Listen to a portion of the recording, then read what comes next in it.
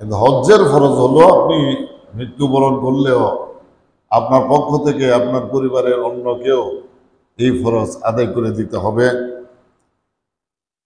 এখানে অতিরিক্ত কিছুই করা যাবে না। ও তাকাসুরা, প্রয়োজনের বাহিরে কোনো কাজ করা যাবে না। ও রিয়া, আর মানুষকে দেখানোর জন্য কোনো কাজ করা যাবে না। আপনারা জানেন ওইখানে যে মানুষগুলো একত্রিত হবেন তাদের একজনেও কিন্তু ওই ফকির মিসকিন নয়, সকলেই সম্পদশালী মানুষ। আর ফকির মিসকিনদের প্রতি তো হজ আল্লাহ তাআলা ফরজ করেন নাই, করেছেন কি? বুনিয়াল ইসলাম ওয়ালা খামসিন,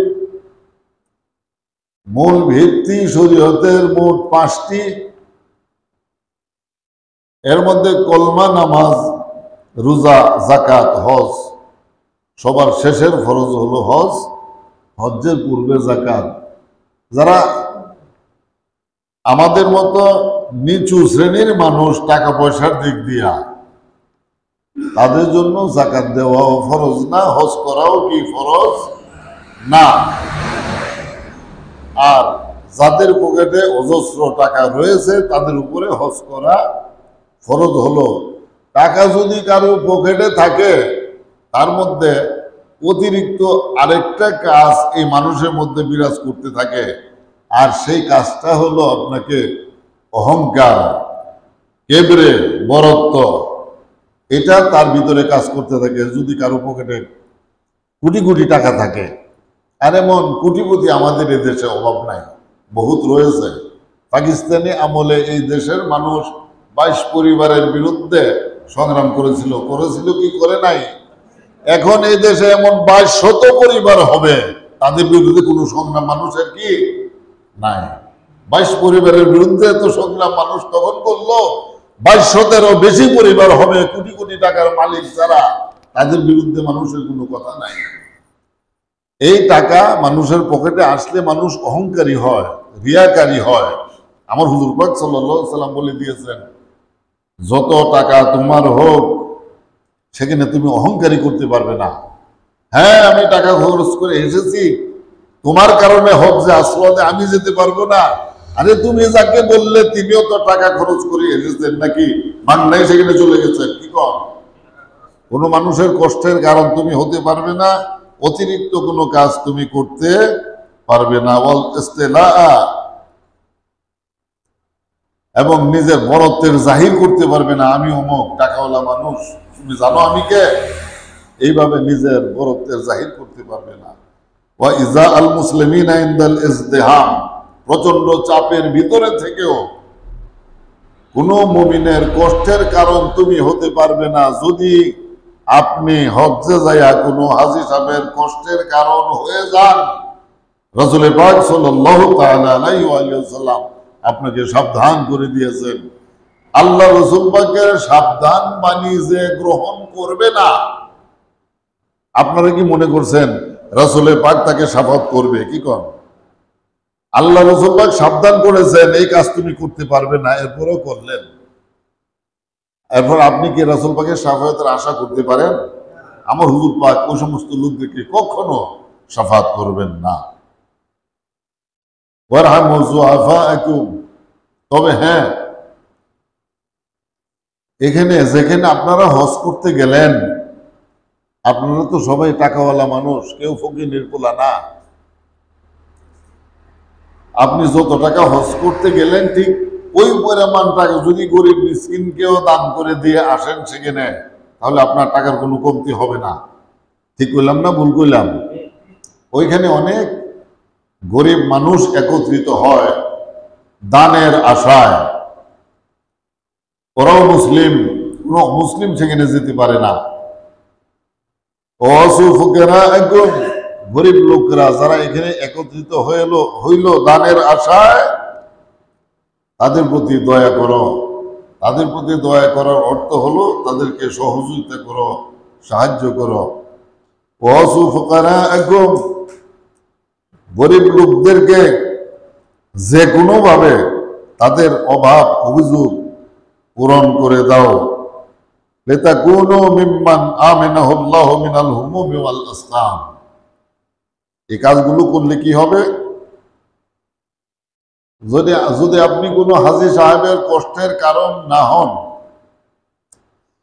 হজরে আসওয়াদের মধ্যে আপনার দ্বারা যদি কোনো হাজী সাহেব কষ্ট না পায়, শয়তানকে পাথর মারার সময় কোনো হাজী যদি আপনার জন্য কষ্ট না পায়,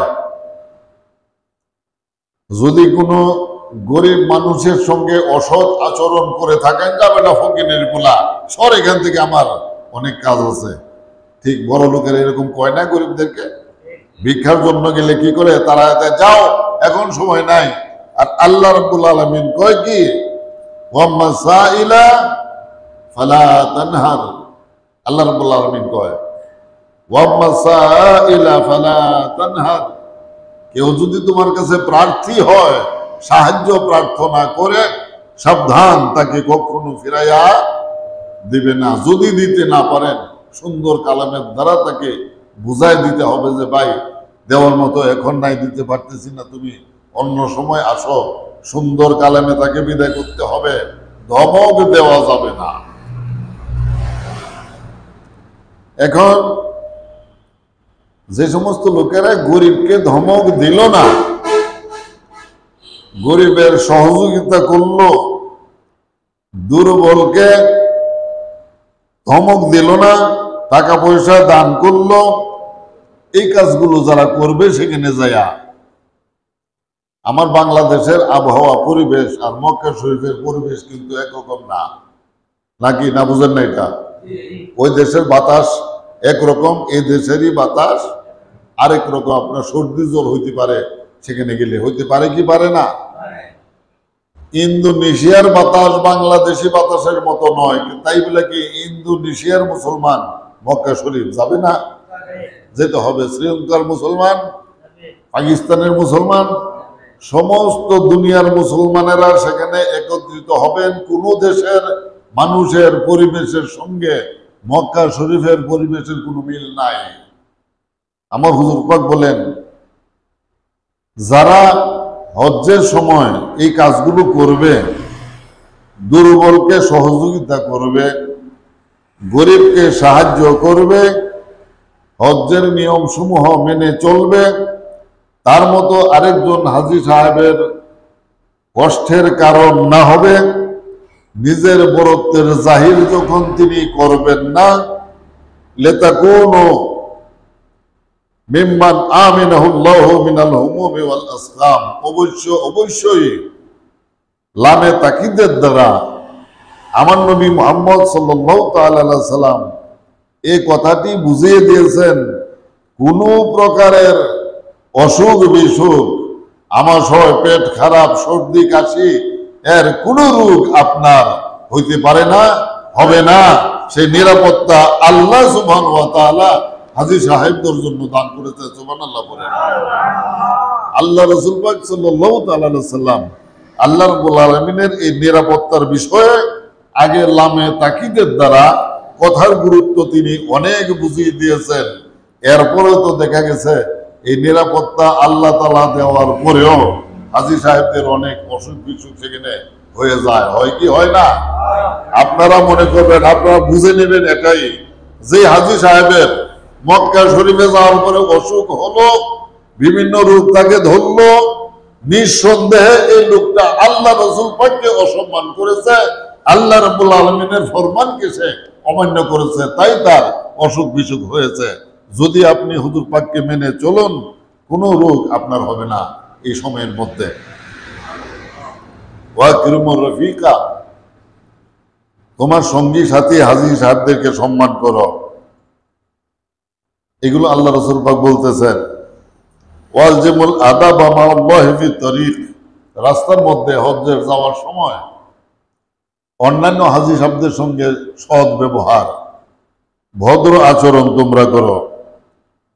ওয়ালাইকুম বিত্তাআতি ওয়াল ইহতিসাম, এবং এই অবস্থার মধ্যে, এই সময়ের মধ্যে তোমরা আল্লাহ রাব্বুল আলামিনের ভয়কে কলবের মধ্যে জাগ্রত রাখো, আল্লাহ তাআলার প্রতি নিজে লজ্জিত হও, প্রচন্ড ভাবে লজ্জিত হয়ে থাকো আল্লাহ তাআলার সামনে।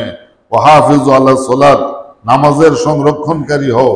ফাইন্নাহা ফিদ্দীনে রাসুন নিজাম, জেনে রাখা দরকার প্রত্যেকটা মুমিন লোকের, এই নামাজ হচ্ছে ধর্মের মাথা।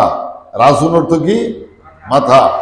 এখন ধরুন আমরা এখানে মানুষ আছি, এই গলা থেকে উপরের টুকু যদি বাদ দেওয়া হয়, বাদ দিলে আমরা জিন্দা থাকতে পারবো কি কর? কেন? মাথা নাই, সে মৃত হয়ে গেল। নামাজ যে মোমেনের আমলের মধ্যে নাই, তার অবস্থাও ঠিক ওই রকমই হবে। কাজে আমাদের প্রত্যেকটা মানুষ আল্লাহর হুকুম, রসুল পাক সাল্লাল্লাহু তাআলা সাল্লামের প্রতি ভালোবাসা, নামাজের প্রতি ভালোবাসা, মহব্বত, এগুলো আমাদের প্রত্যেকের করা দরকার, করতে হবে। এগুলো পালন করে এখান থেকে ঈমান সহ বিদায় নেওয়ার তৌফিক আল্লাহ সুবহানাহু ওয়া তাআলা আমাদের সকলকে দান করুন। সকল বলুন আমিন। ওয়া আখিরু দাওয়ানা আনিল হামদুলিল্লাহি রাব্বিল আলামিন। বারাকাল্লাহু লানা ওয়া লাকুম ওয়া নাফা'না ওয়া ইয়্যাকুম। যারা পরে আসেন সুন্নাত পড়ে